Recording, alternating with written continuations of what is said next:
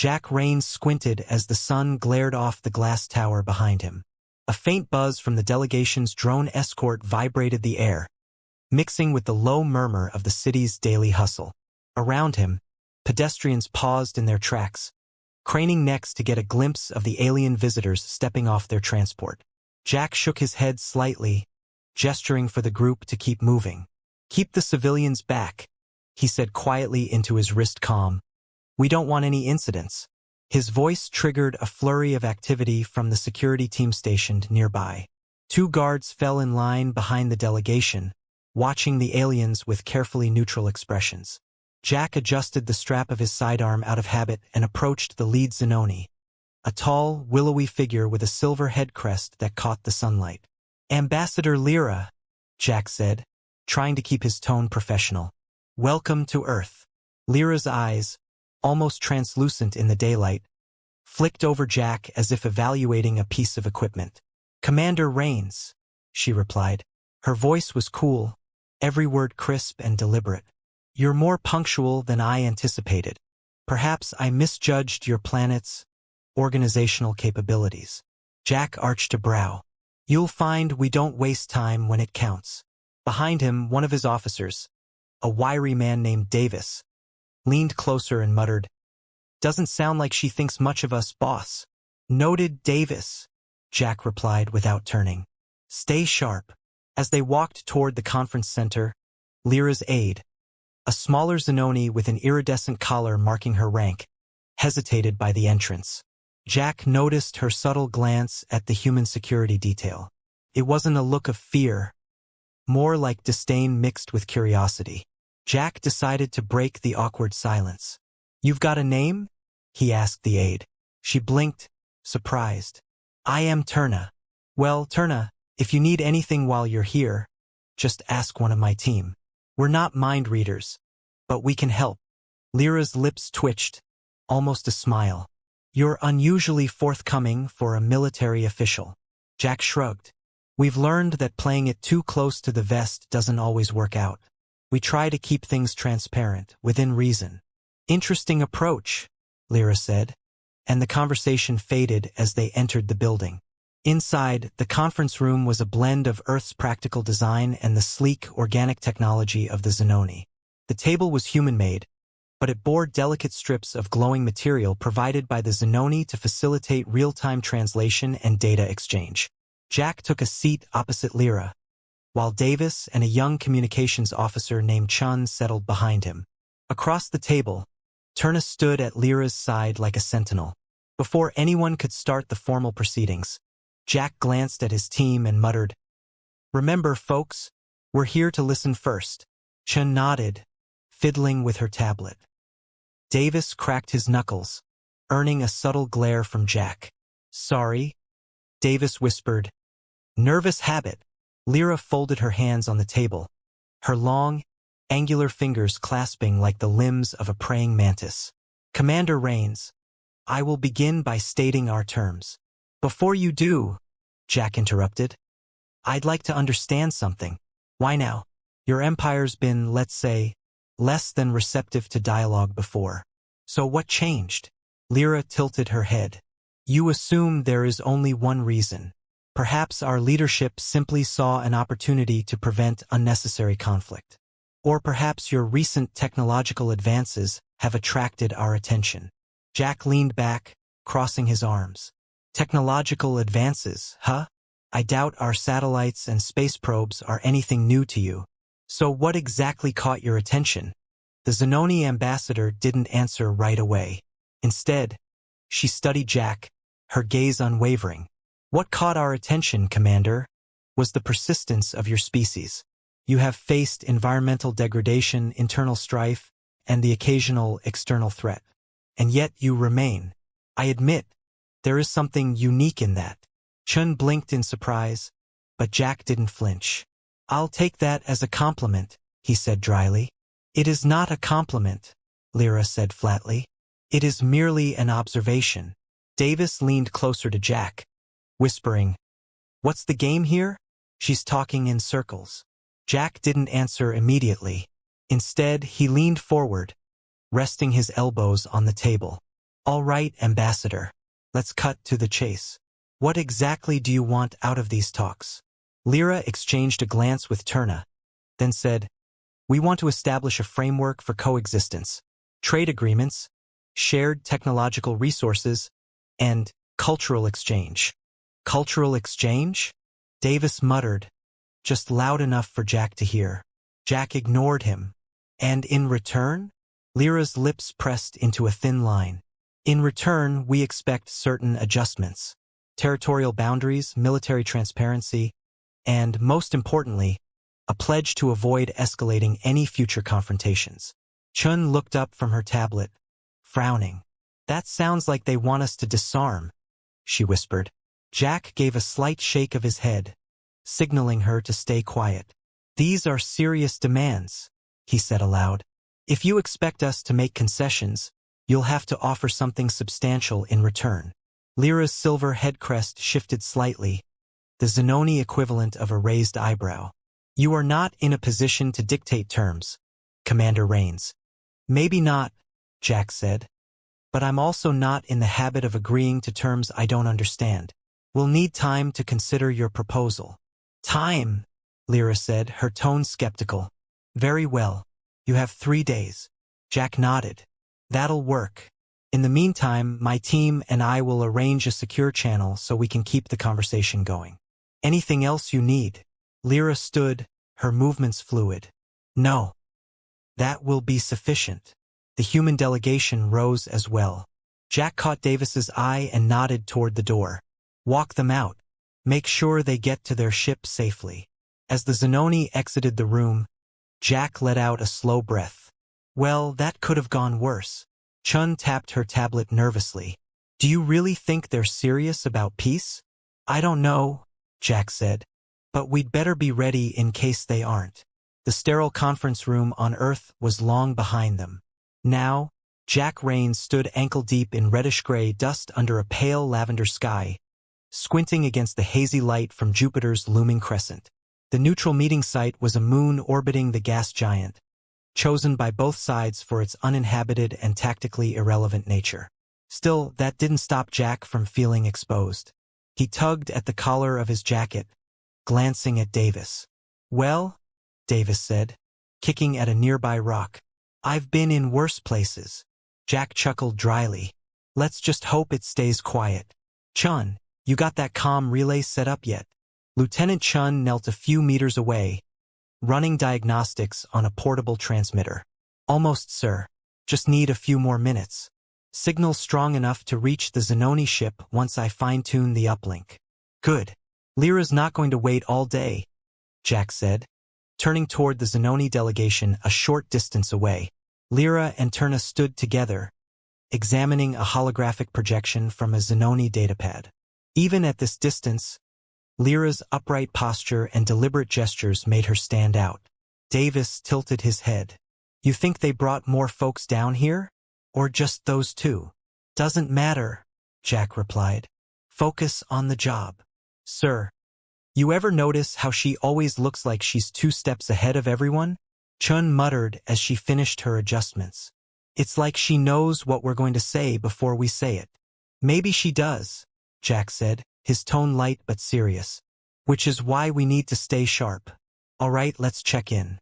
Jack motioned for his team to follow him as he approached the Zenoni. Lyra looked up from the projection, her expression as composed as ever. Commander Rains, have you prepared the data link?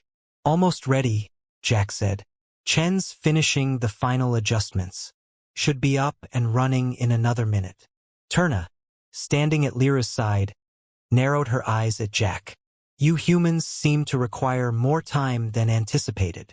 Davis leaned closer to Jack, muttering under his breath. She's got a real gift for winning friends. Jack ignored him and gave a short nod to Turna. We're making sure the connection is secure. Can't rush that. Lyra held his gaze for a moment, then turned her attention back to the hologram. While we wait, perhaps you would care to discuss the initial terms we outlined. Sure, Jack said, crossing his arms. But I've got a few questions first. For one, the territorial boundaries you mentioned, how exactly are you defining those? We're not giving up colonies that haven't even had a chance to grow yet. Lyra met his gaze evenly. The proposal was clear, Commander. Zones of influence were outlined in the briefing materials your delegation received. Briefing materials? Jack repeated with a small smirk. You mean the stack of documents we got 30 minutes before the meeting started? Turna's head crest twitched. You are implying we deliberately provided insufficient time for review? Not implying anything, Jack said. Just stating the facts. But since we're here now, let's clarify. If we're going to agree on any borders, we need to know what's actually on the table. Lyra raised a hand slightly, as if signaling Turna to remain calm. I will provide additional details. But understand this, Commander Rains. The Zenoni Empire will not concede strategic positions merely to appease your planet's expansionist aspirations. Davis let out a low whistle. Expansionist aspirations? That's a fancy way of saying we're trying to survive. Davis, Jack said sharply, and the younger officer fell silent. Ambassador Lyra, I understand where you're coming from. I do. But Earth isn't looking to start fights. We just want to ensure our people have room to grow. We're not asking for the entire sector, just the chance to build a future. Your species' rapid population growth and resource consumption suggest otherwise, Turna interjected. Your presence in the sector has already disrupted long-standing trade routes and destabilized local ecosystems. Ecosystems on lifeless rocks? Davis muttered, earning another warning glance from Jack. I'd like to see that data, Jack said calmly, addressing Lyra directly. If you're concerned about disruptions, we need to know exactly what we're dealing with. Show us the numbers and we can work from there. Lyra's head tilted slightly, the Zenoni equivalent of raising an eyebrow. You are requesting full access to our environmental impact assessments? Not full access, Jack said. Just the relevant parts. We're not asking for classified intel, just enough to have a productive conversation. If you want our cooperation, give us something we can actually work with. Chun, having finished with the comm relay, walked over and handed Jack a tablet. Connection's stable now, sir. We can start transmitting data back to headquarters. Good timing, Jack said, glancing at the screen. Ambassador, how about we do a live exchange? We'll send you our projections, you send us yours. Let's see if we can meet in the middle. Lyra considered this for a moment. Very well. We will transmit our preliminary data. But do not mistake this for a concession. It is simply a starting point. Understood, Jack said. He turned to Chun. Set it up. As Chun worked, Jack caught Davis's eye and gestured subtly for him to keep watch. The team's quiet, seamless coordination made it clear they'd been through this kind of tense negotiation before. But even as they worked to bridge the gap between their two sides, Jack couldn't shake the feeling that Lyra was watching him a little more closely than before. Her gaze not just critical, but curious. The faint hum of the portable generator mingled with the distant crackle of static over their comm links. Jack Rains sat on the edge of a folding chair, his elbows resting on his knees as he watched Chun cross-check the latest data. Her brow furrowed in concentration. You getting anything? Jack asked. Not yet, sir. The signals are still scrambled, Chun replied, scrolling through the incoming logs. Whoever tampered with our communication uplink knew what they were doing. It's a mess. Nearby, Davis paced, hands clasped behind his back. We need to figure out who's behind this, he said. Because if it's them. It's not them, Jack interrupted, his tone firm. The Zenoni want these talks to work as much as we do. If they wanted to pull the plug, they'd just walk away, not sabotage our comms. Davis stopped pacing and gave him a skeptical look. You're awfully sure of their motives, sir. Jack sighed, running a hand through his hair. It's not about trust. It's about logic. Sabotaging the link doesn't help them. Someone else wants these talks to fail. Chun glanced over her shoulder. You think it's one of ours? Maybe, Jack said. Or it could be a third party. Someone with something to gain if Earth and the Zenoni stay at each other's throats. Davis crossed his arms. Great. So now we're hunting ghosts. We're not hunting anything yet, Jack replied. We're still in the fact-finding stage. The tent flap rustled, and Lyra stepped inside, followed by Turna. Both of them paused just beyond the threshold, their expressions unreadable. Jack rose from his seat and gestured toward the table in the center of the makeshift command post. "Ambassador," he said, "did you find anything on your end?" Lyra's head crest shifted slightly, her equivalent of a nod. "Our technicians detected several unauthorized data pings on the primary channel. They appear to originate from a source not aligned with either of our delegations." "That's consistent with what we're seeing," Chun said, gesturing toward her console. "Someone's feeding disinformation into the relay and blocking outgoing transmissions." Turna stepped forward, her tone sharp. "If your security protocols were more robust, this breach might have been prevented." Davis bristled. "We didn't ask for this neutral ground. We agreed to it because your people insisted." "Enough," Jack said firmly. "Pointing fingers isn't going to help. What matters is fixing the problem." Lyra regarded him for a moment, then turned to Turna. "Commander Rains is correct. We must address the immediate issue before assigning blame. Turna, assist their technician." Turna hesitated, her expression tight, before moving to stand beside Chun. Chun glanced at Jack, who gave her a small nod. Reluctantly, she shifted aside to make room. Jack turned back to Lyra. "In the meantime, we'll need to verify that the relay equipment hasn't been compromised physically. Davis, you and I will do a sweep outside. Ambassador, we'd appreciate it if you and your team stayed here until we're sure the area is secure." Lyra's lips pressed into a thin line, but she inclined her head. "As you wish." Outside, the air was colder, and the barren surface of the moon stretched in all directions. Jack and Davis walked side by side, scanning the equipment pods they'd set up earlier. Davis adjusted his rifle sling and spoke under his breath. "I still don't like this, boss. Feels like we're walking into a trap." "We've got no choice," Jack said, his voice low. "We're out in the open here, and someone's trying to shut us down. If we don't figure out who's behind it, these talks are dead." They stopped at the first pod. Jack knelt, inspecting the connections while Davis kept watch. "So what's the play if it's not a third party?" Davis asked. "What if someone on our side decided they'd rather see these talks fail?"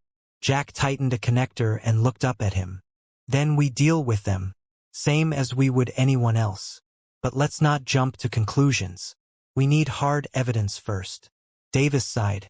"You know, sir, I used to think diplomacy was just talking. Didn't realize it came with this much cloak and dagger stuff." Jack smirked. "It's never just talking, Davis. It's always a game." By the time they returned to the tent, Chun and Turna had the relay back online. Chun looked up as they entered. "We've cleared most of the interference," she said. "Still tracking the source, though." "Keep at it," Jack said, then turned to Lyra. "Ambassador, we'll need to review all incoming data from the last 24 hours. Maybe we missed something." Lyra's gaze lingered on him for a moment before she nodded. "I will have Turna provide the relevant logs." Turna's expression suggested she wasn't thrilled about the idea, but she complied. As the two delegations worked together in uneasy cooperation, Jack couldn't shake the feeling that this was just the beginning. The saboteur was still out there, and whoever they were playing a dangerous game. Jack stood at the perimeter of their makeshift camp, scanning the dimly lit horizon. Jupiter's pale glow painted the landscape in hues of purple and gray, casting long shadows across the dusty ground. Beside him, Davis adjusted the strap on his rifle, his breath visible in the cold air. "You really think it's them?" Davis asked, keeping his voice low. Jack shook his head, his tone quiet but firm. "No, I don't. If the Zenoni wanted these talks to fail, they wouldn't need to sabotage a relay. They'd just walk away. Then why are we out here freezing our—" Davis stopped mid-sentence as the tent flap behind them rustled. Lyra emerged, her graceful movements deliberate and controlled. She was followed closely by Turna, whose expression carried the same rigid neutrality it always did. Jack gave Davis a subtle nod, and the younger officer stepped back a few paces, leaving him to speak with the Zenoni ambassador. Ambassador Lyra, Jack said, inclining his head slightly. You should be inside. It's cold out here. Lyra stopped a few feet away, her pale eyes locking onto his. I could say the same for you, Commander Rains. Yet here you are. Jack smiled faintly. Someone's got to keep an eye on things.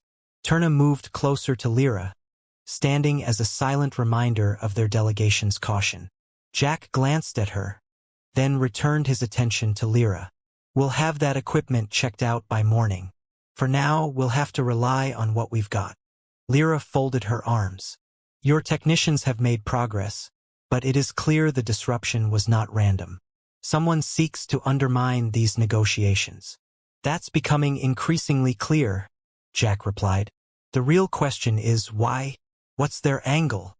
Before Lyra could respond, Turna stepped forward, her tone sharp. It would be easier to determine the answer if your security protocols were more thorough. Davis muttered something under his breath, but Jack raised a hand to silence him. We're not perfect, Jack said evenly, but we're also not enemies. If someone wants us at each other's throats, we're playing into their hands by trading barbs. Let's focus on solving the problem. Lyra's gaze lingered on Jack for a moment before she nodded. Very well, Commander. Let us proceed with this investigation. But know that my trust is not so easily given. Jack smirked. Fair enough. Trust isn't exactly my strong suit either. As the night wore on, Jack and Lyra walked the perimeter together. Davis and Turna hung back, keeping their distance while the two leaders talked quietly. The discussion moved. Ed are more reactionary. Jack chuckled. We've had our share of hotheads, sure. But if I've learned anything, it's that acting first and thinking later usually ends in regrets. Lyra tilted her head, her silver head crest catching the faint light. That is not the impression your species has left on the galactic stage. Fair point, Jack admitted. But we're not all the same. Just like I doubt every Zenoni is as poised as you are. A hint of a smile played at Lyra's lips. Poised? I see you are skilled in flattery. Just calling it as I see it, Jack said, his tone light. Lyra's expression softened, and for the first time, she seemed less like a distant diplomat and more like a person. Perhaps there is more to you, Commander, than I initially believed. Jack stopped walking and turned to face her. Likewise, Ambassador. If we're going to make any progress here, we need to see past the stereotypes. Lyra regarded him thoughtfully, then extended a hand. Then let us set an example for our people. Jack hesitated for only a moment before clasping her hand firmly. Agreed. Nearby, Davis raised an eyebrow at Turna. Think they're actually starting to get along? Turna's lips pressed into a thin line. I would not be so quick to assume. There are still many hurdles to overcome. Davis snorted. Yeah, well, I'll believe it when I see it. By the time the camp began to stir with morning activity, the atmosphere between the two delegations had shifted. The lingering hostility wasn't gone, but there was a thread of mutual understanding that hadn't been there before. As the sun rose over the alien landscape, Jack and Lyra stood side by side, both watching the horizon. It wasn't trust, not yet, but it was something. The small research outpost lay hidden in a shallow canyon, its long-abandoned structures covered in a thin layer of reddish-gray dust. The neutral meeting site chosen for the negotiations had been a routine pit stop for Deep Space Survey teams centuries earlier, a place where humans and Zenoni once exchanged preliminary data on this sector's resources. Now, it was merely a relic and an eerily silent one at that. Jack Rains adjusted his helmet's visor against the midday glare and surveyed the crumbling domes and scattered metallic debris. This is what we've been looking for, he said, his voice steady. The archive should be in there. Beside him, Davis shouldered his rifle and frowned. You sure this is worth the effort, sir? Seems like a dead end. The place looks like it's been stripped clean. Not entirely, Jack replied. Chen's scans picked up traces of an old Zenoni data cache. If we can access it, we might find out who's been trying to derail these talks, and why. Great, Davis muttered. Another wild goose chase. You'll survive, Jack said with a small smile. He turned to the others. Chen, you're on the data core. Davis, you've got perimeter security. Let's move. Chen gave him a brisk nod and immediately set to work, pulling a portable interface unit from her pack. Davis grumbled something under his breath, but obediently began sweeping the surrounding area with a scanning wand. Jack entered the largest structure, stepping cautiously through the arched doorway. The interior was dim, but the built-in lights of his suit's HUD illuminated the walls enough to see faint etchings of Zenoni script, markings that looked ceremonial or, at the very least, significant. Jack reached out, brushing dust away from one of the inscriptions. "What's it say?" Davis's voice crackled over the comm. "No idea," Jack admitted. "I'm not a linguist, and our database is spotty. Could be instructions, a warning, or just a maintenance log. So basically, it's anyone's guess," Davis replied. "Fantastic." A faint chuckle escaped Jack's lips.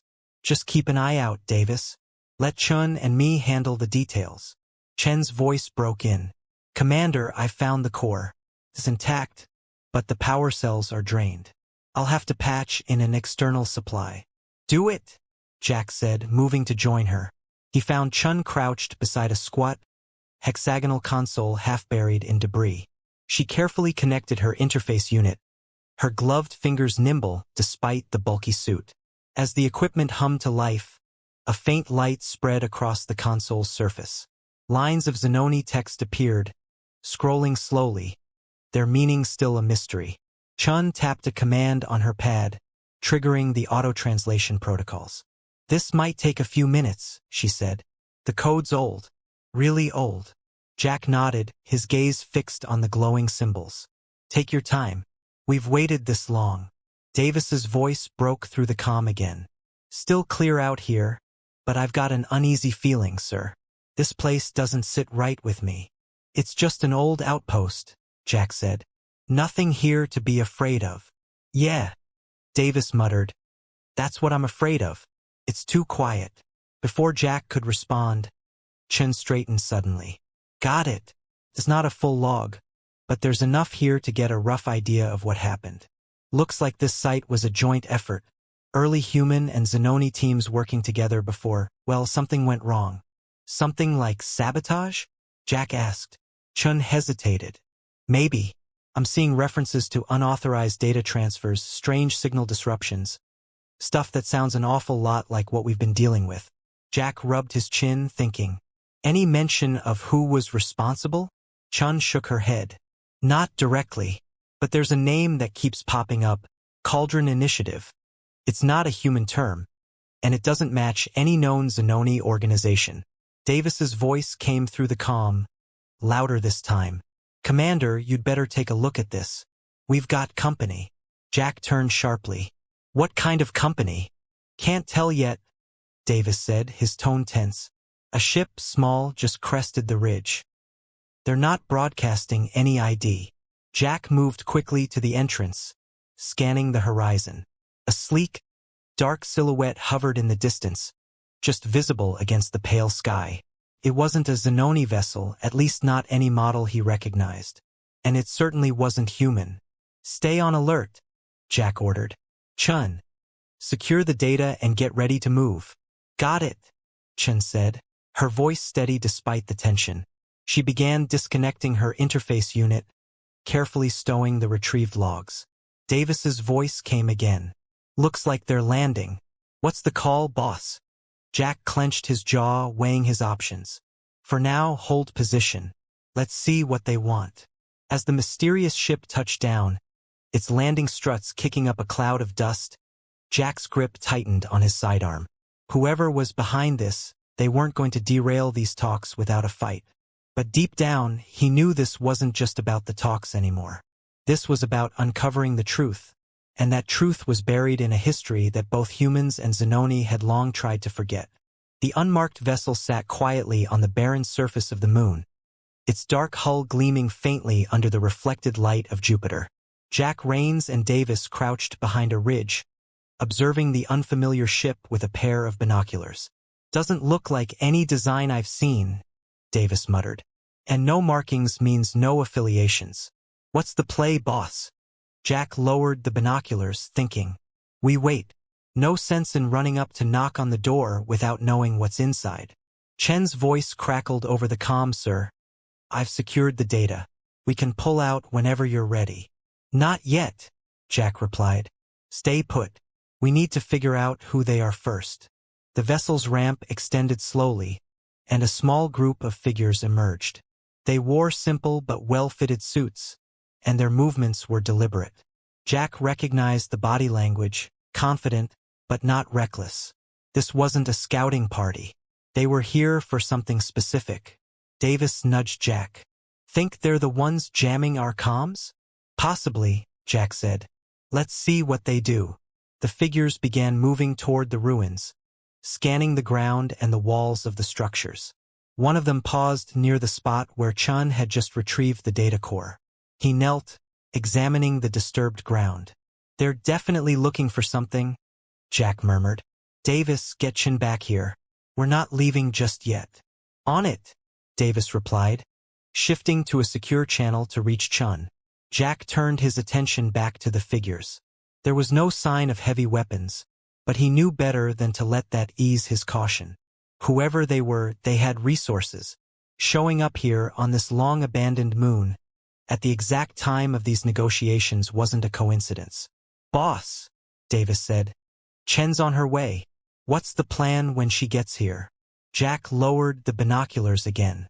"We're going to have a little chat with our visitors." "Bold move," Davis said, "but I like it." A few minutes later, Chen arrived, her pack slung over one shoulder. "What's the situation?" she asked. Jack explained the presence of the newcomers and their apparent interest in the ruins. "We need to know if they're connected to the sabotage.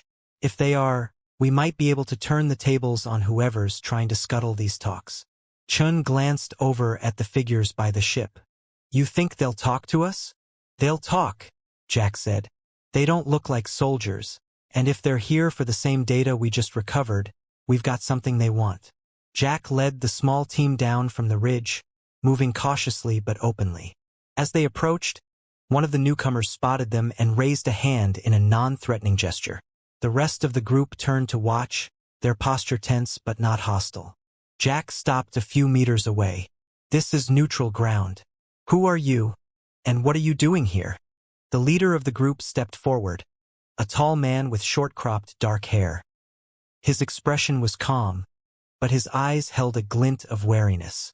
"We could ask you the same question." "I'm Commander Jack Rains," Jack said. "This is my team. We're here on behalf of Earth to conduct diplomatic talks." "And you?" The man hesitated, then replied, "We're independent researchers. We came here to retrieve some historical records. Nothing more." Jack tilted his head. "Funny timing, showing up now. You wouldn't happen to know anything about a disrupted comm network, would you?" The man's jaw tightened ever so slightly. "No idea what you're talking about. We've been on a secure channel the entire time." Davis let out a low snort. "Sure you have." Jack held up a hand, signaling Davis to stand down. "Look," he said to the man. "We're not looking for trouble, but there's been a deliberate attempt to block communications between Earth and the Zenoni delegation. If you're not involved, then tell us who is." The man exchanged a glance with his team. "We don't have that information. Our interest is strictly archival. If someone else is interfering, it's not us." Jack studied him for a moment, then nodded. "Fair enough. But if you come across anything, or if you're holding back, I suggest you share it. This site is no longer just an archaeological dig. There are bigger stakes here." The man gave a small nod in return, signaling a truce of sorts. "Understood. We'll keep that in mind." As the two groups stepped back, Jack motioned for his team to regroup. They walked a short distance away out of earshot. "Well," Davis said, "that was a lot of words and not a lot of answers." "They're hiding something," Chen added. "That guy didn't look us in the eye when he said they weren't involved." "I know," Jack said, "but we can't push them too hard without proof. For now, we keep an eye on them and see what they do next." Chen nodded. "What's the next step?" "We dig deeper," Jack said. If they're connected to the sabotage, we'll find the link. If not, well, we'll cross that bridge when we get to it. A restless silence settled over the outpost as the day stretched on. The independent researchers had returned to their ship, but Jack wasn't convinced they were done snooping. He stood near the edge of the camp, watching the horizon as Jupiter's light began to fade into the muted grays of a moonlit night. The air was crisp, every breath faintly visible. Behind him, Davis approached, his boots crunching softly on the ground. They haven't moved since they went back to their ship. No signals, no signs of activity. Jack nodded. They're waiting for something. Maybe reinforcements, maybe the right moment to act. And we're just gonna let them sit there? Davis asked. For now, Jack replied. Pushing them too soon could tip our hand. We wait until we know what we're dealing with. Davis muttered something under his breath but didn't argue further. He stepped back and took a position at the perimeter, his rifle held ready. Jack turned his gaze back to the horizon, his mind turning over the events of the past days.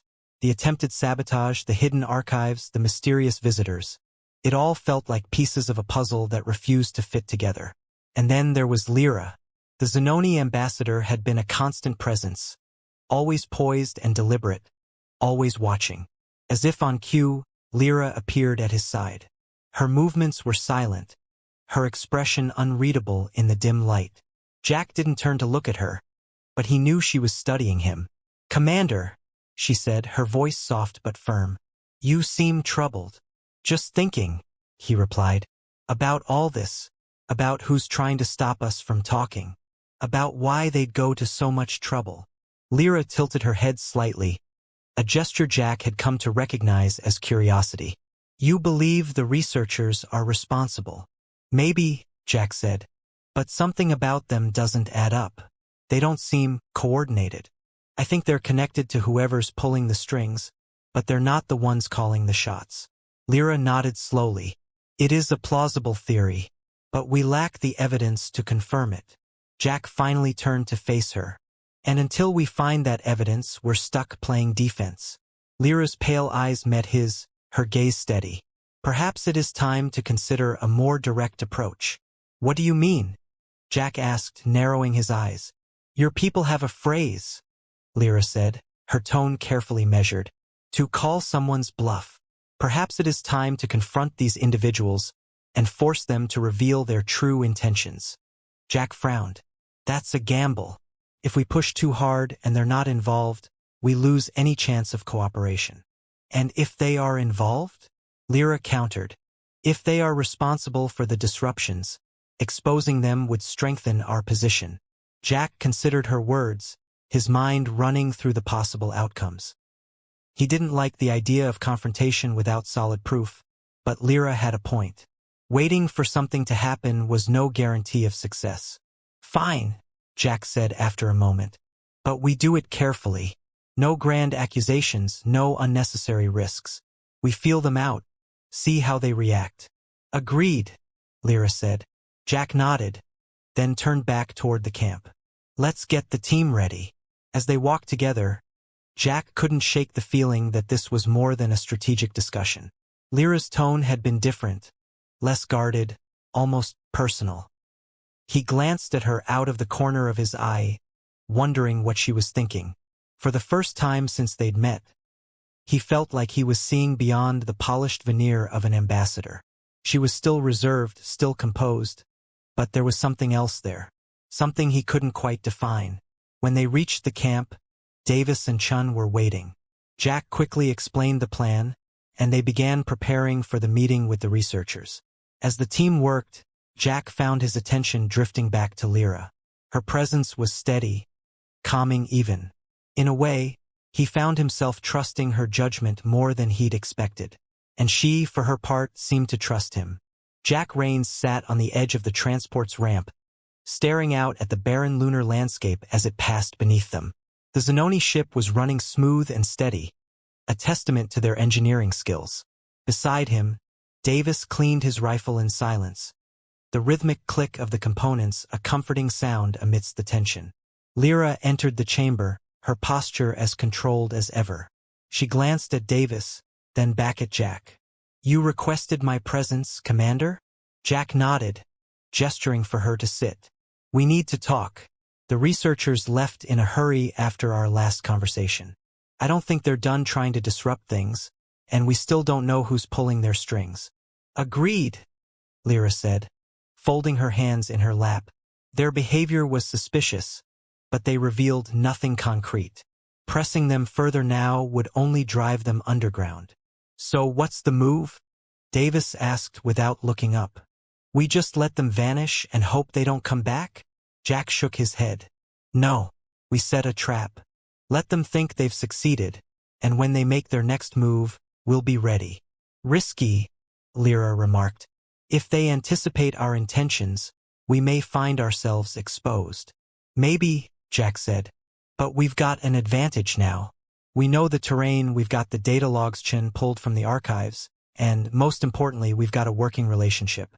If we present a united front, it'll make them think twice." Lyra raised an eyebrow. "A working relationship? I recall quite a few disagreements in the past days." "Call it spirited debate," Jack said with a wry smile. "But here we are, talking strategy instead of pointing weapons at each other. That counts for something." Davis chuckled. "Spirited debate is one way to put it." Lyra's lips twitched, almost a smile. "Very well, Commander. What do you propose?" "We start with the logs," Jack said, leaning forward. "Chen's been analyzing them. There's a pattern, a series of coded transmissions. They don't match anything from Earth or the Zenoni database, but they repeat at regular intervals. My guess is, whoever sent them is waiting for a specific response." "And you intend to respond?" Lyra asked, her tone cautious. "Not exactly," Jack replied. "I want to broadcast a decoy signal, something that mimics the researchers' transmissions but sends them somewhere else. If they're monitoring the airwaves, they'll take the bait." "Clever," Lyra said, nodding. "If it works." "It'll work," Davis said. "We've got Chun on the comms. She's never let us down before." Lyra considered this for a moment before standing. "Very well. I will inform Turna of the plan. She can coordinate from our command station while we proceed." Jack stood as well. "Good. Let's get moving. If we time this right, we'll have them in our sights before they realize what hit them." The next few hours were a blur of preparations. Chun set up the decoy transmission while Davis and Turna secured the perimeter. Jack and Lyra worked closely, reviewing the data and finalizing their approach. Despite the tension, there was an underlying current of trust building between them, an unspoken understanding that whatever happened next, they were in it together. When the signal went live, the team waited in silence. Minutes stretched into what felt like hours. Then, finally, Chen's voice came over the comm, got a ping. "They're moving. Looks like they're heading for the decoy site." "Good work, Chen," Jack said. He turned to the others.